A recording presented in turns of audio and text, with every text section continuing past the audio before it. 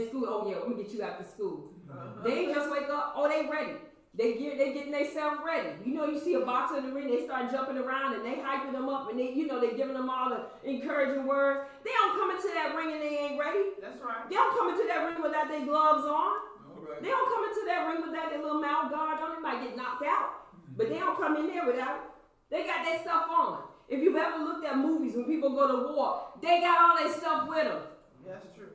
It's like the 10 virgins, and they some of them had their lamps lit, and the other ones had to go trying to find oil and all this stuff. It's time to go, and you sit up here trying to find a lighter and trying to get you some oil and trying to get yourself together when you should have been ready. That's how you become vulnerable. Oh, yeah. That's true. When you are not ready. So the thing about it is, we think about stories like David and Goliath. David was ready. He's like, I got these smooth stones. What you going to do with these stones? Don't worry what I'm going to do with these stones.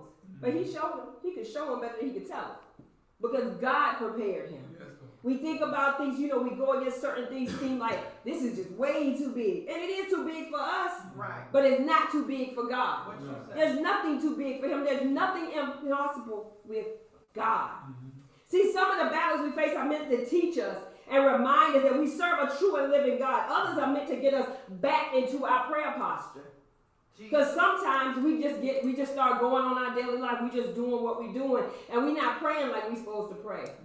We're not seeking him like we're supposed to seek him. We start saying, well, I, when it's supposed to be about him. That's right. Because we don't do any of this stuff on our own. Nothing can we do on our own. Not one thing.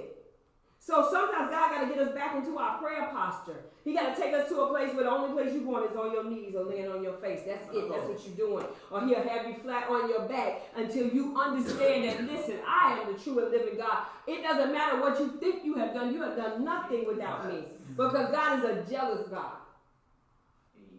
And since he said, I already got the battle, what are you doing? And you trying to get the glory for what I'm doing. We can't get the glory for God's story. Okay, we can't do it. That ain't how it works. See, no matter how you find yourself or where you find yourself, you got to know the battle is not yours. It ain't yours to fight. It's not yours to fight. Now, God is with you. You can't do it by yourself. I ain't never seen a war movie where you had one person, one man army.